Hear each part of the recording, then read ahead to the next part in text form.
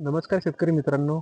आज दिनांक 3 जानेवारी 2026. आज आपण एका शेतकऱ्याच्या केळीच्या प्लॉटवर आलेलो आहे आणि या प्लॉटवर जवळपास 3-3.5 महिन्याचा प्लॉट आहे आणि या प्लॉटची हवी तशी वाढ झालेली नाही. आपण पाहत आहात या केळीचे पानं असे जागीच पानं येत आहे. खूप पानं एका जागेवर वाढ होत नाहीये.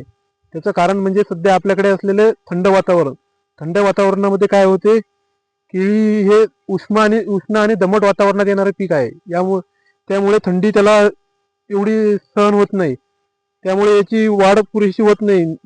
जे आपल्याला ते मुळ्यांना अन्नद्रव्य अपटेक करायला पाहिजे ते थंडीमध्ये अपटेक करत नाही. त्यासाठी आपण काय करायला पाहिजे, त्यासाठी आपण शक्यतोवर हिवाळ्यामध्ये सकाळी पाणी द्यायला पाहिजे. सकाळी पाणी दिल्याने काय होते, आपल्या विहिरीचे पाणी गरम असते आणि त्यामुळे सकाळी पाणी दिल्यास थोडासा जमिनीमध्ये आपल्या उष्णता निर्माण होते आणि त्यामुळे थोडंफार केळीला वाढ होण्यास मदत होते. आणि शक्यतोवर आपण बेसल डोस हिवाळीमध्ये टाळायला पाहिजेत. आपण वॉटर सोल्युबल द्यायला पाहिजे. कारण की थंडीमुळे जमीन थंड असल्यामुळे बेसल डोस पाहिजे तसा पिकाला लागत नाही.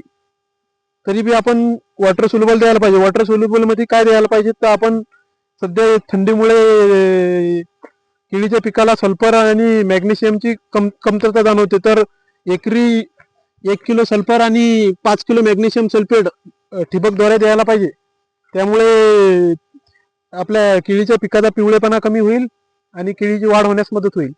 अशाच आपल्या नवीन माहितीपूर्ण व्हिडिओसाठी आपल्या चॅनलला सबस्क्राईब करा आणि इंस्टाग्रामच्या पेजला फॉलो करा.